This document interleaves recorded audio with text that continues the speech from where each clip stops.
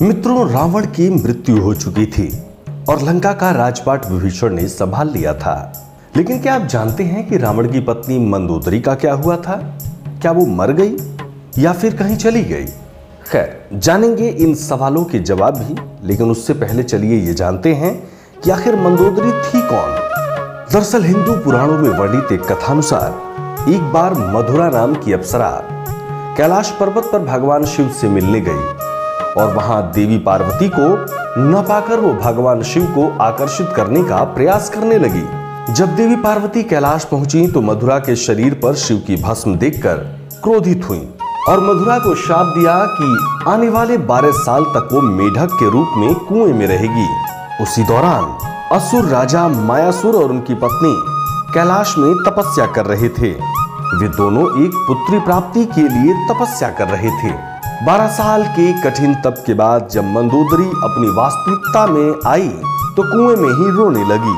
मायासुर और उसकी पत्नी ने जब मधुरा के रोने की आवाज सुनी तो उसे कुएं से बाहर निकाला और अपनी पुत्री के रूप में गोद में ले लिया और मधुरा का नाम बदलकर मंदोदरी रख दिया। एक बार रावण असुर राजा मायासुर से मिलने आया। वो मंदोदरी के रूप पर अत्यंत मोहित हो गया और उसने मायासुर के सामने शादी का प्रस्ताव रखा, जिसे मायासुर ने ठुकरा दिया। लेकिन बाद में रावण जबरन मंदोदरी को उठा ले गया। रावण एक महान शिव भक्त और शक्तिशाली राजा है, ये बात मंदोदरी जानती थी। इसीलिए उसने आखिरकार रावण के साथ लंका चलने का फैसला कर लिया, क्योंकि रावण से लड़ने में मंदोदरी के पिता असमर्थ थे।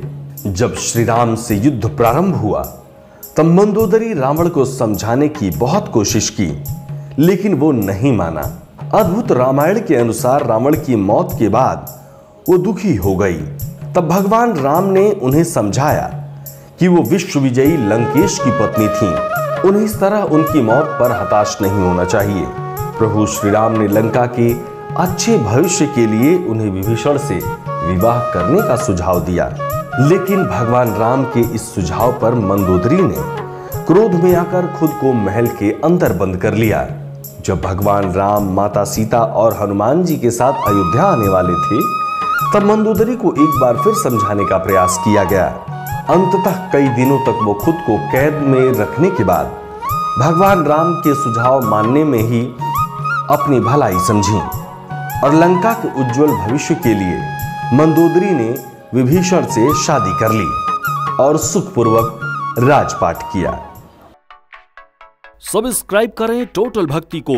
अब हमारे वीडियोस को सबसे पहले देखने के लिए बेल आइकन को दबाना ना भूलें।